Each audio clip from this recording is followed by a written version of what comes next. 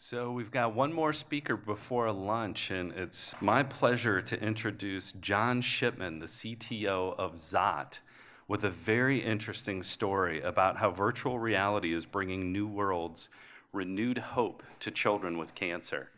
So John, come on up, please.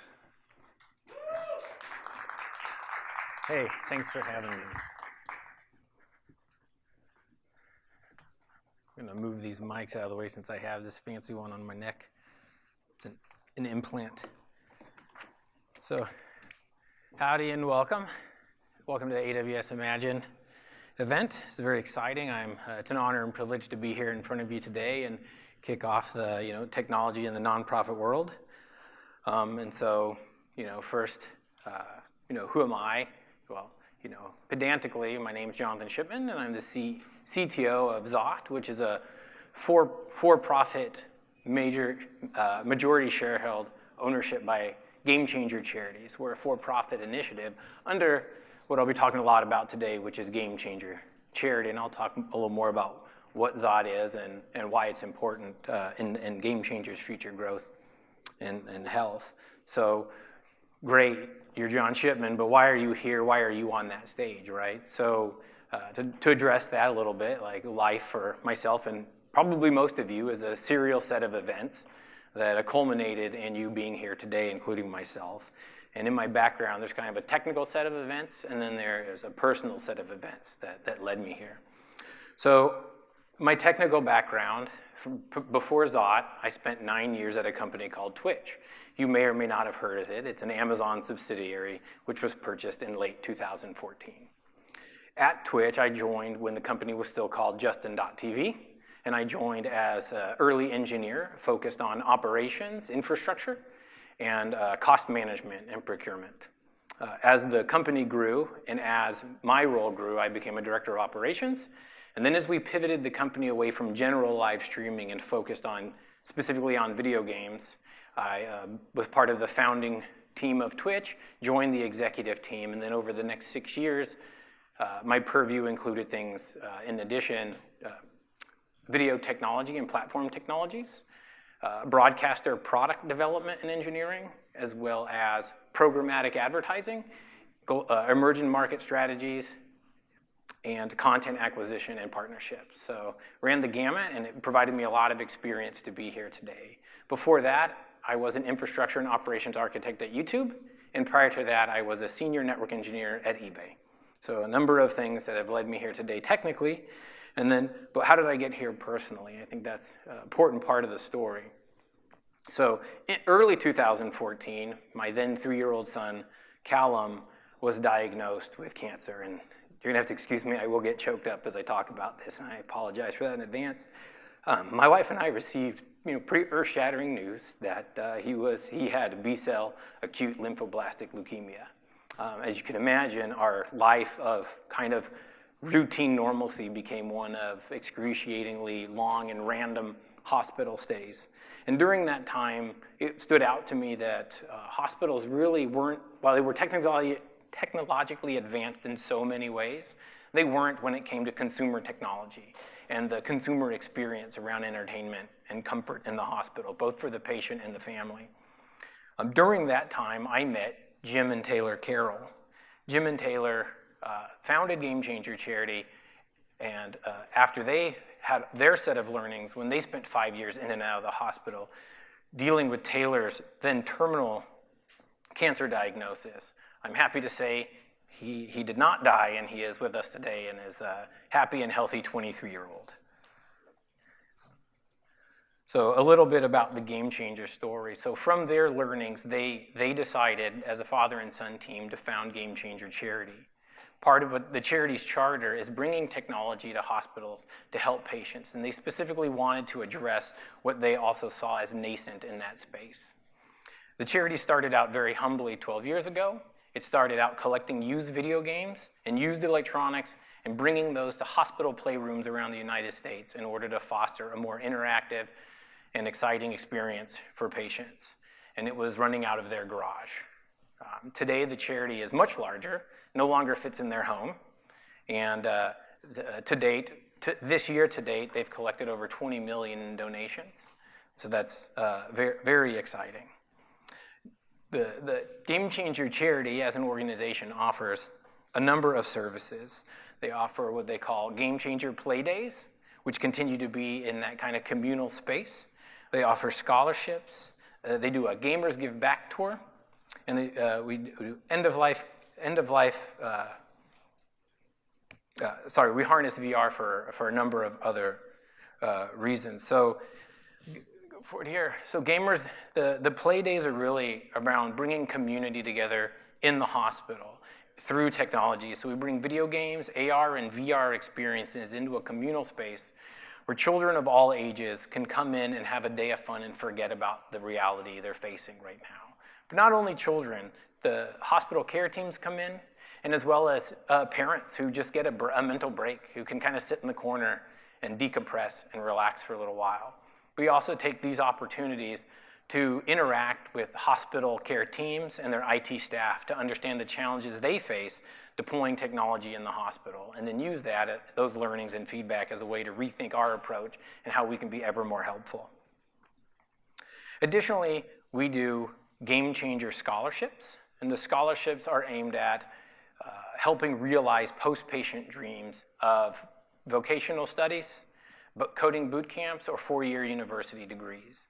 In collaborations with partners like Amazon, who helped the charity raise over $500,000 in a collaboration as part of the Twitch Prime product launch at TwitchCon in 2016, if I get the date right. So that's very exciting. And then in collaboration with other nonprofits and other for-profit partners in what we call a conspiracy of good, we do a Gamers Give Back tour, which is about bringing games, AR experiences, VR experiences, and age-appropriate gift baskets instead of a communal space to the individual patients in their rooms. So every couple of weeks, we add an additional number of hospitals that we can bring those experiences in. Additionally, we provide a catered meal to the hospital care staff, so they have an opportunity to decompress, get a free meal, which they all appreciate, and we get one-on-one time at that point, again, to sit down, discuss their pain points, day-to-day issues, and how we can try to help resolve them through bringing in technology focused around gaming and gaming innovation. So VR, lastly, and I know we want to talk a bit about this, we harness VR in the hospitals, and we do it in a number of ways. We address end-of-life care. We address distraction therapy, and we also bring in educational and collaborative opportunities. So with end-of-life care, every year, we interact with hundreds of patients who are facing a terminal diagnosis. And moving from the hospital into hospice care is both, it's terrifying, right? It's terrifying, it's scary.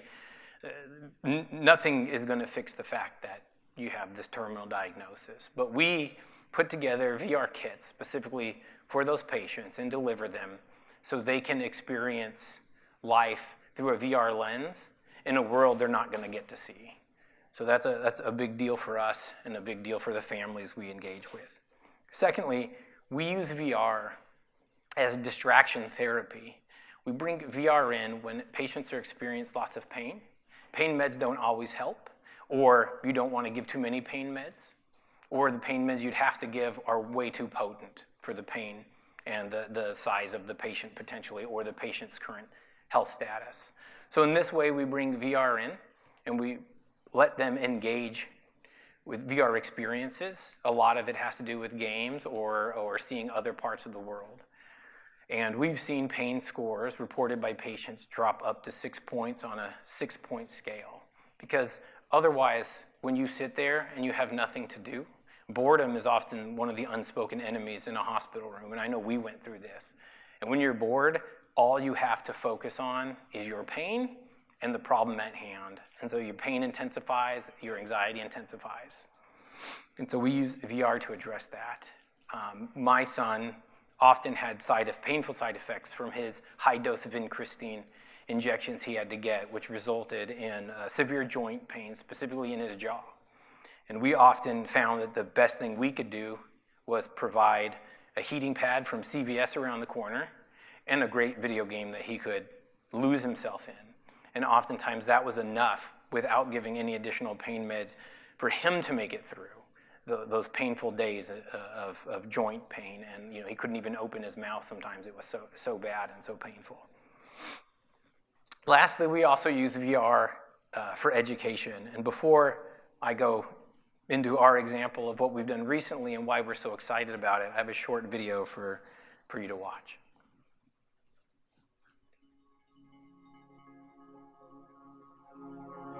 Zott is a device-agnostic media distribution platform, which means that it has games, it has entertainment, it has music, it's got social engagement, regardless of what device they're using. The thing that I hear again and again and again, all the way through to the end of life, is that kids just want to go home. There's a lot of days where I just gets depressing being in here because I want to go home. I miss my dogs, my bed. In video games, I don't have cancer. I can walk, I can run. It helps kind of get your mind off of why you're in the hospital. We're actually seeing these amazing results of using virtual reality with kids during painful procedures instead of having to take anesthesia or a sedative. I usually don't have anybody up here with me, and my treatments are very painful. And so having the VR is a great distraction. It really just has expanded the walls. It gives me something to connect with the world again. I think Amazon Sumerian has a huge amount of potential to sort of help cultivate an environment within the hospital where patients can sort of create their own content and get involved with coding and game development and teach them some potential real-world skills to use once they get out. Without Zott, our hospitals will continue to be years behind what the technology could offer to our patients. Thanks, Gamechanger, and thank you, Amazon.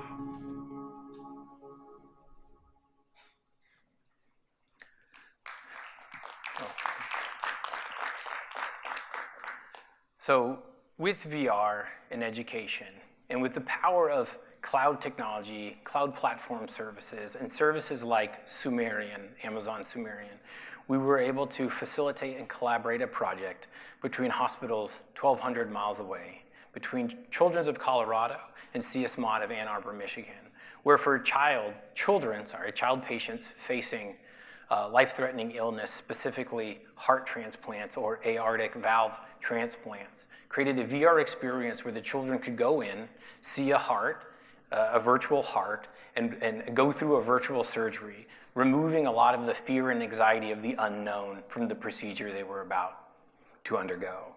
So that is a big win and a huge way that we could be leveraging cloud services to move faster in the space and bring technology quicker into a space which has traditionally been, at least from the consumer side, a bit light on technology. I invite you afterwards to check out the Gamechanger Charity VR booth, which is out this way and then that way, where we have a number of VR stations and AR experiences set up where you can see some of the examples of games and experiences we're enabling and unlocking for patients in the hospital. So feel free to check that out and bug all of my workmates over there. We have,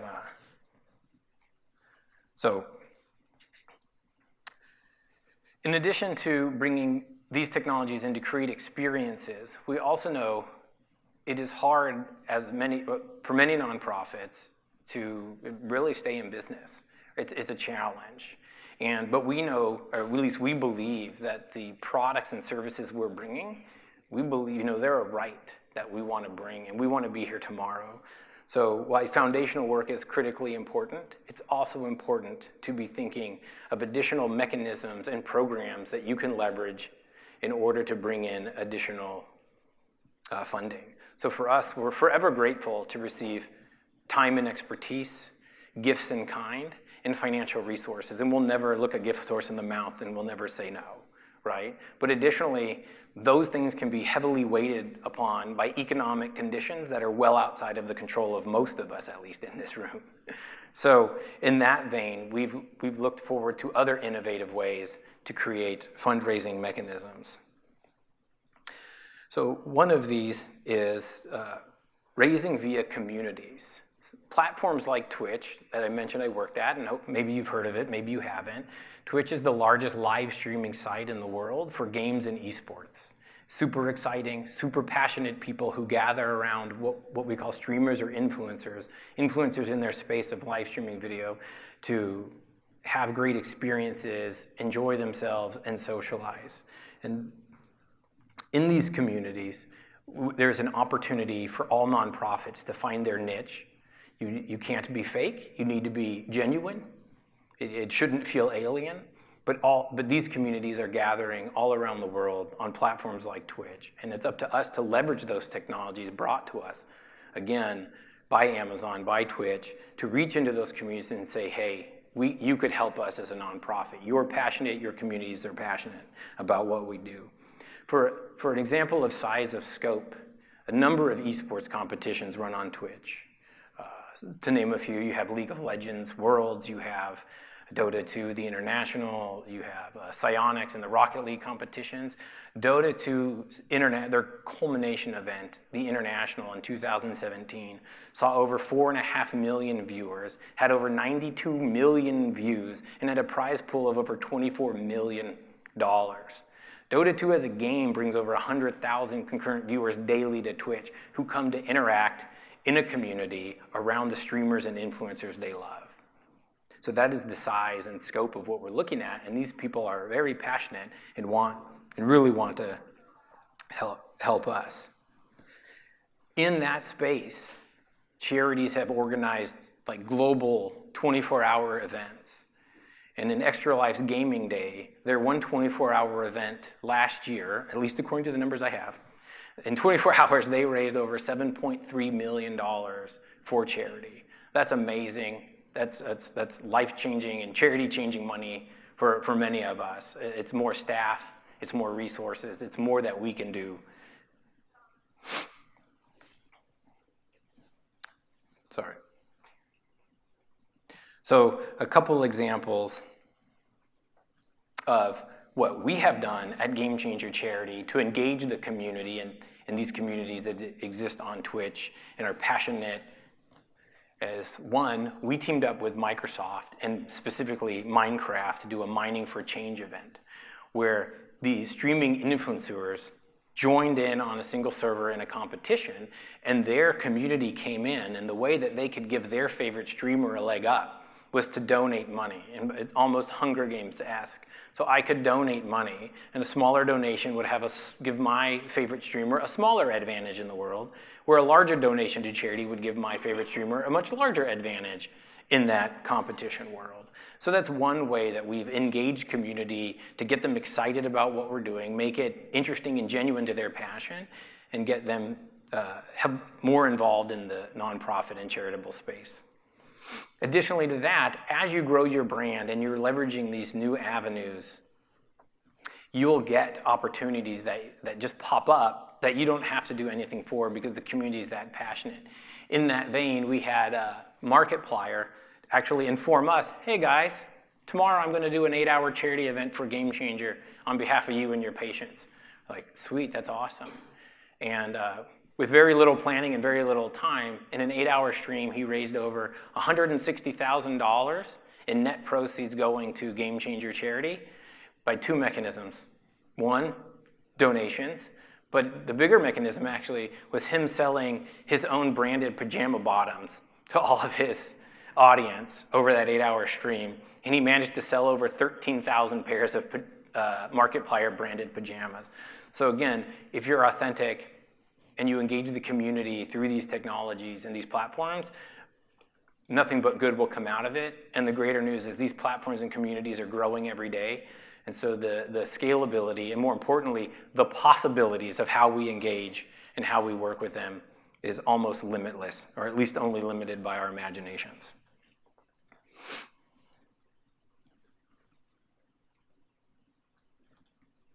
Additionally, these platforms are offering new ways through technology to interact with the communities.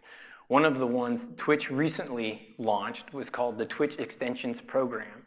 It's a combination of cloud service and a third-party app development environment to allow you to create third-party experiences that appear as first-party experiences on Twitch, often integrating directly with the video or integrating on the page in some way. And these can be interactive experiences around video effects, creating polls, creating thermometer like we're raising and here's our goal. These are all things that will get the community excited and really get them to lean in when their broadcaster is doing a charitable event or their streamer or their favorite influencer. So Gamechanger Charity is proud to announce we are working with Twitch to create our own widget, which will be able for all nonprofits to use once we launch it. Unfortunately, the CEO of the charity, who's sitting right there, told me this morning it's still confidential, so I can only tease it, and I hope you stay tuned. And as you reach out into your communities and activate them on Twitch and other platforms, you'll see the tools we're building and leverage them and eventually build your own, and we will all benefit from each other's hard work in the space.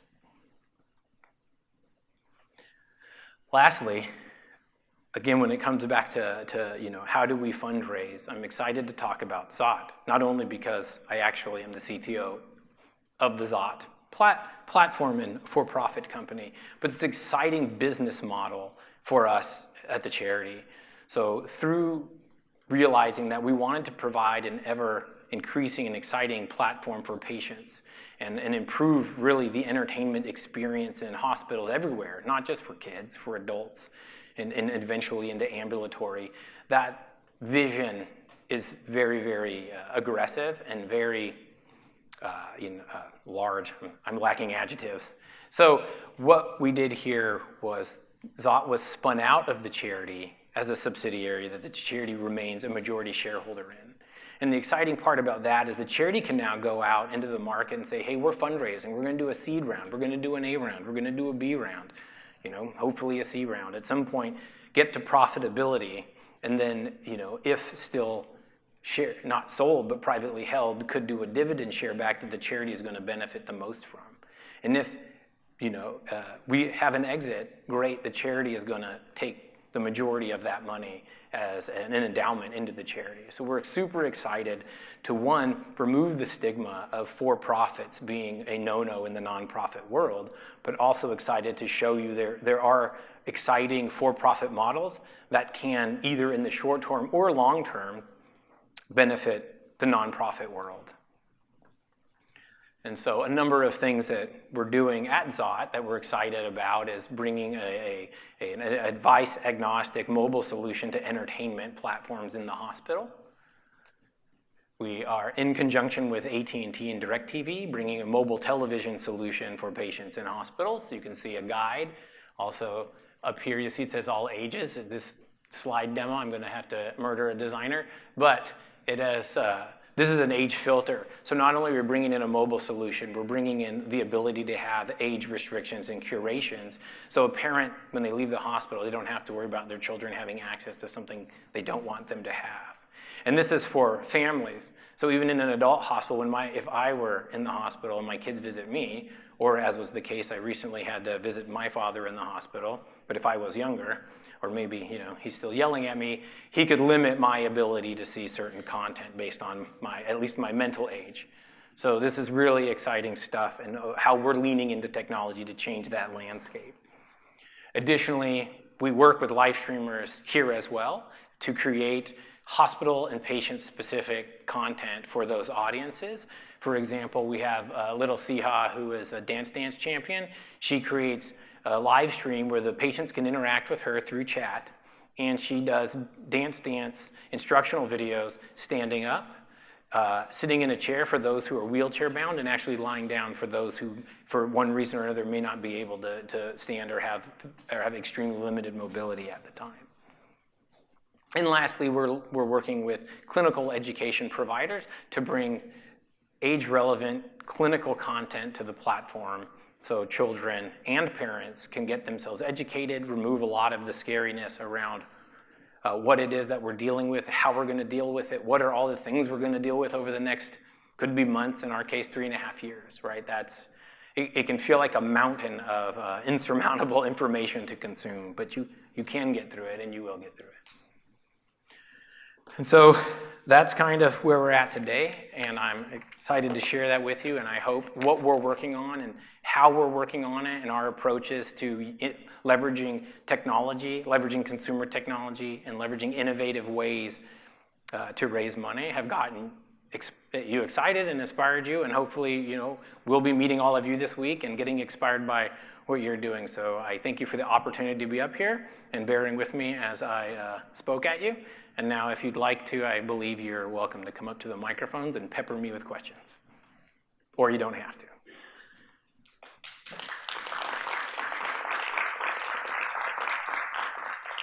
Cool. Or if you'd rather find me in the hallway, and if you're interested in how we utilize Amazon further and other cloud technologies they offer to power our platform, I'm happy to talk to you about that in a one-on-one environment. Thank you.